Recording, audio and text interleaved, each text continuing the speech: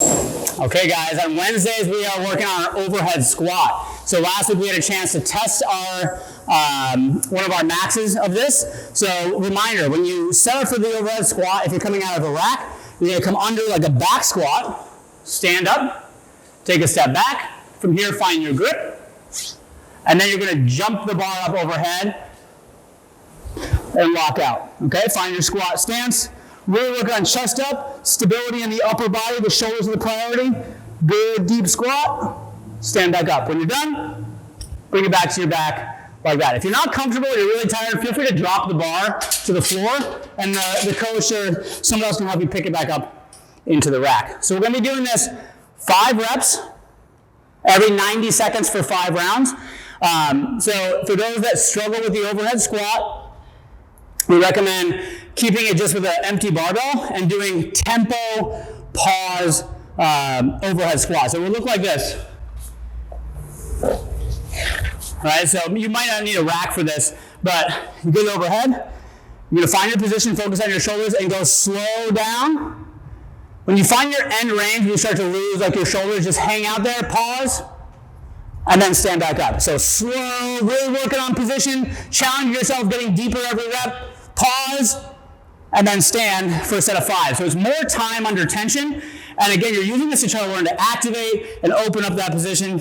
That's option 1. If you don't want to deal with that, you can just go to front squats for this part of the workout. So that's our strength portion today. Let's talk about conditioning. All right, guys, fun conditioning today for a couple of reasons. One, this workout is like a famous CrossFit workout called Fight Gone Bad. We have a few movements. You get 1 minute at each station, 1 minute rest between rounds, and we're gonna do this for 4 rounds, okay? The other cool thing is one of the movements is bench press. So we don't do bench press in the conditioning very often. So this is meant to be light because again, you're not gonna have a spotter all the time. And so you should be able to get the reps out whenever you need. But let's do a quick review of all 3 movements that we're gonna do. The first one, the bench press. So remember when you do this, there's a lot of places you can hold the bar. We prefer that just outside shoulder width grip because it transfers to our other types of presses and gymnastic pressing. But up to you. This is also safer on the shoulders. But main thing here, make sure you get some tension through your posterior chain. So bring your feet in and press down through your heels. Okay, that way you feel your butt engage, low back is that nice arch. When you come bring the barbell out of the rack, the shoulders pull back down against the bench. Grip the bar really aggressively, touch your chest, and get a good lockout every single rep. So not these little half bro reps, okay? All the way up, all the way down. Whenever you get tired, rack the bar, shake it out, all right? Because you have to go for 1 minute. So again, you got to take a strategic rest just like any other upper body movement, as many as you can do there. So again, if you're not sure what weight to use here, go on the lighter side.